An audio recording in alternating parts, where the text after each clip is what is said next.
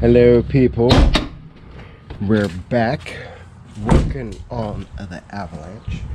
When we bought it, it had a couple little issues and we're slowly getting them worked out. One of them was the steering wheel and the dash were kind of crummy. Got those fixed, that's looking good.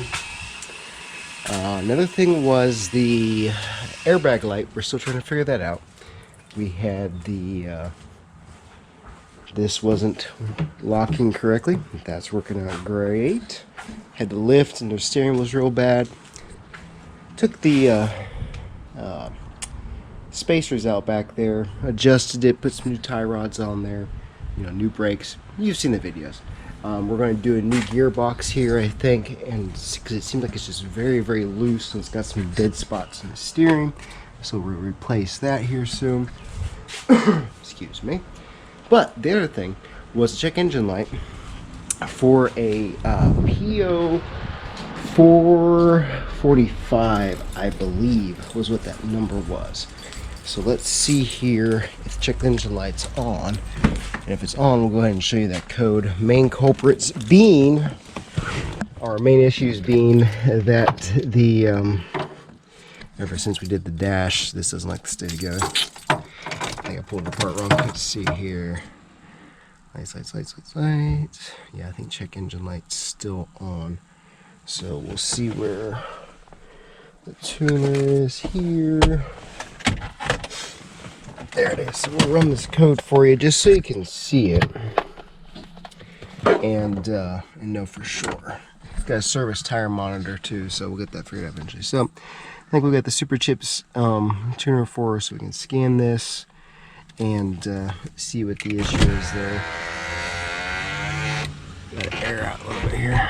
Alright, so additional features, diagnostics, read DVCs. Okay.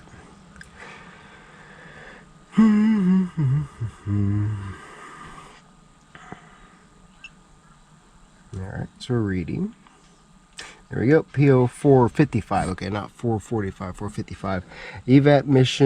Emission Central System Gross Leak Detected. Okay, so from a few videos I watched, there were two main things to check for, and that was the evap solenoid up there on the intake, and then the, we're going to go ahead and clear this, and then the charcoal canister in the back. The biggest things would be, well, the light being on, and then, alright, so that's cleared. And then the other thing was not being able to fill it up correctly. Like you'd be able to get it so far and then it stops. So that was one thing. And I guess apparently, so a new gas cap can help. So that might be something to check eventually here. But you know, so you just wouldn't be able to fill it up all the way. But apparently overfilling on numerous amounts of vehicles is really just clicking it, which unfortunately I do. What happens is you get bits of charcoal stuck in this hose, and so that makes a pretty serious issue. So let's see what the parts we got are. She's got them somewhere here. All right, so we got. So one fix is to get rid of. All right, so we got our genuine GM part here for the. Let's see what's labeled is here. Well, it has a fancy special name here, but it's just a little charcoal canister here. It's got some slides. We'll go underneath and check it out, and it does have a little switch there. So it's just a purge or emission solenoid for back underneath here. So there's that. The one fix is to wherever the hose is that's used here is to use some heater hose and put a clamp on there and then bypass the plastic hose, and then hopefully be able to bypass any blockages there might be because of the charcoal. So I think everything ended up being, I think that was like 25, I think this was like 19, and the hose was 12 or 13, so we're right around $50 for everything, approximately. So there's There's our solenoid for up underneath. Pretty nifty. This won't hurt to replace anyways. I think we'll go ahead and grab this first actually. So I think you just need a 8mm or 5/16 to pop this off, and then our solenoid will be right over there. There's that, and there's our little solenoid. So it looks like we got this little clip, and then we've got a 10mm over here, and you got this plastic hose to get off gently. Oh, actually, you don't get this off here because if you do the slide just right, you can pull it off. So you'll have this, and then this right here. But I think we'll take some super clean, spray that around, and then take some compressed air, make it nice and clean. Alright, so fairly simple. Just make sure it's really clean. So I got the super clean on there. So you got the, I kind of show you in reverse here, a couple little details. That's alright, got a good O-ring on it, so set that down in here. Then you got this 8mm 5/16. This may not be the best tool to use, but at your own discretion. I would thread slowly. If any doubt, just use a ratchet. They've worked for over 100 years probably. They'll work still in 2023. He was on there pretty tight, so you can kind of feel bottom out there. So and this has these little teeth back here. You pop those out with a screwdriver. Looks pretty good. See if the... Alright, so we'll just snap that back on. Alright, it's not... Alright. Okay. Let's see where that clip went. I don't know if it broke or what. There it is. It's kind of nice this doesn't have the issue with the valve cover or the intake gasket. So if we have any more vacuum leak issues, we'll be able to go to that. So that's a little clip there. So I would imagine we probably better take that back off.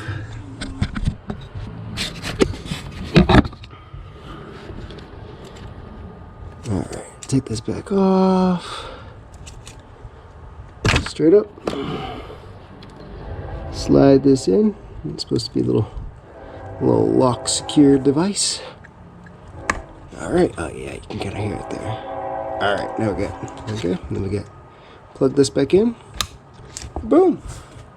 Put our cover back in. Line up in the little feet back there.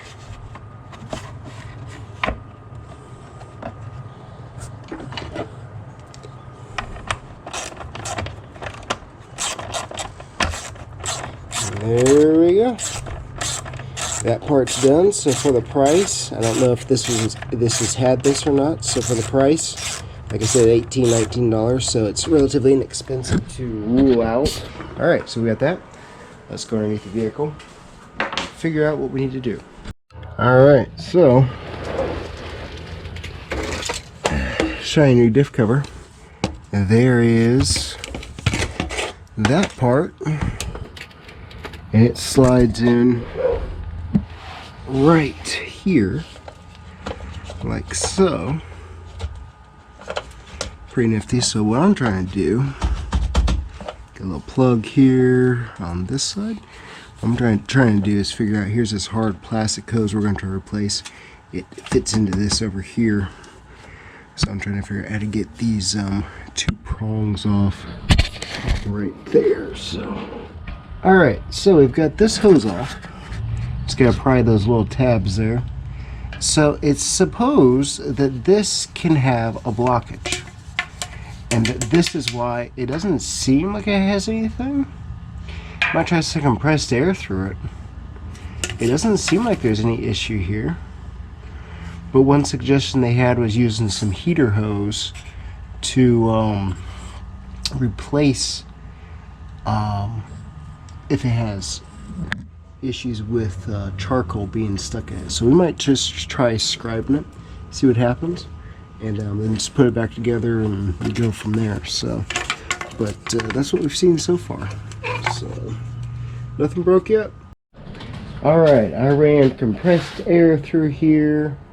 I'm checking my phone here. The Combustion Farmer, go check it out. So I blew air through here. So I've got some dust out of it, obviously probably some vapor residue. But I did not see any charcoal bits, any pellets of any sort. And it seems to be clear of any obstructions. So we're going to reuse this.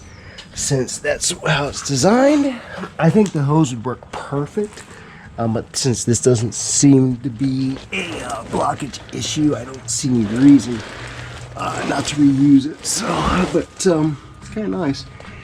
Yeah, it's pretty easy to check this out. I hope this is the fix for. So we'll see. We'll see, but not too bad. You don't need to really need a lift. I thought about jacking it up. I'm like, I'm fine. I don't want to jack it up. All that work to go get the jack? Nah. Nope, too much work. Alright, so get this back on here. I got something in there. What? Oh, there you go. Alright, so snap this on. There we go. It's a pretty good fit. Alright, so then we'll snap back on our solenoid little clip here so they can go buddy system. Alright. We'll, oh rats. Hey, guess who didn't get the new canister under here? That would be this guy. There you are. Yeah, old one definitely got some vapor smell to it. So maybe it's just kind of clogged up. It's a weird smell. Go back. Alright. Definitely kind of impressed how quick good job this is. Alright, so what we got up here, we'll go ahead and plug this back in.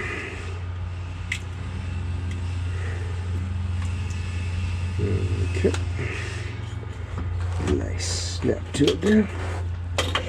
We'll pull this over. We'll put this on here. Might have to go drive it a smidge to see if it, when it comes back. There you go. Nice. Click on there. Let it run. Maybe we'll take it around the block. We'll see if the lights comes back. Shall we? Of course we shall. Overall, a very simple job, and I hope this is a fix. Seems like it. We'll find out. Either way, under 50 bucks, it's worth trying. And with over 205,000 miles, it's worth replacing those parts. Alright, so the sister says that driving it really doesn't give you a clue if it's off. But if you turn it off and go put gas in it and then turn it back on, she says that's usually what does it. So with that in mind, we'll go put a little gas in it and see what it does.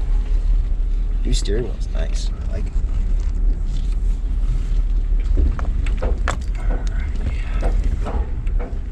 She got some rakes and stuff in the back making noise.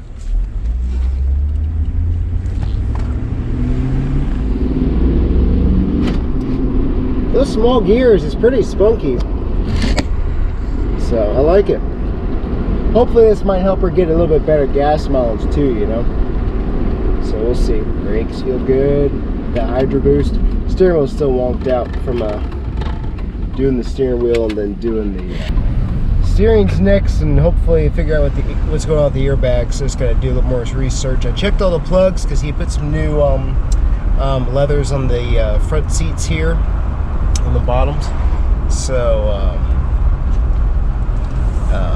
but everything seems to be plugged in there, so I'm not sure what's going on. These new brakes, this is the 07 Silverado to I think like 18, with a little bit bigger than the 2000 to 2006 brakes, so that definitely makes a big improvement. Feels good. Feels really good. So, slowly getting it together.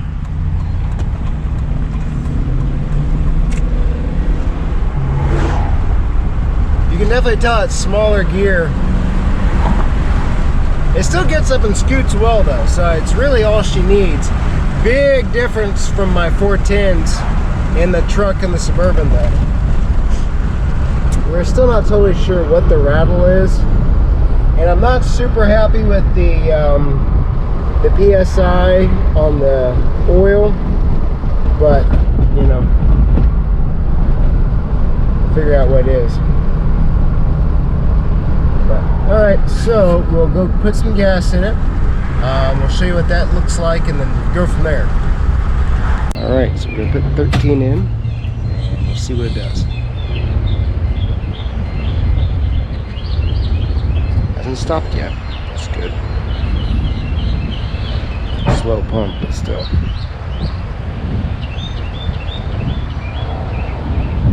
Not stopping. That's a plus. That's such a pain right after we first bought it. It was just, I think we tried to put 10 bucks in, just nothing. Very annoying. So, hope this does it for us. It's not a real major thing, but it'd still be nice just to have that fixed. And not have the light popping on for dumb stuff like that.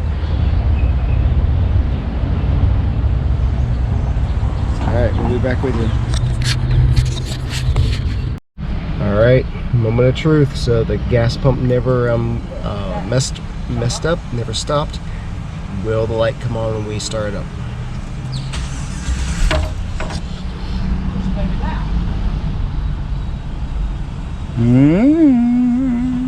Alright, so far no light. Alright, we'll get back to the house. If it pops on, I'll let you know. Alright, so we're back. We romped on it quite a bit. We filled it up with gas. It's warm enough, so as of right now, no check engine light. Okay, so we'll let Amy drive it the next few days. If anything pops up weird where it you know, if the light pops on, we'll let her tell us and figure out what the code is and go from there. But right now, I think it's in pretty good shape, and I'm happy with it. So we'll keep you posted.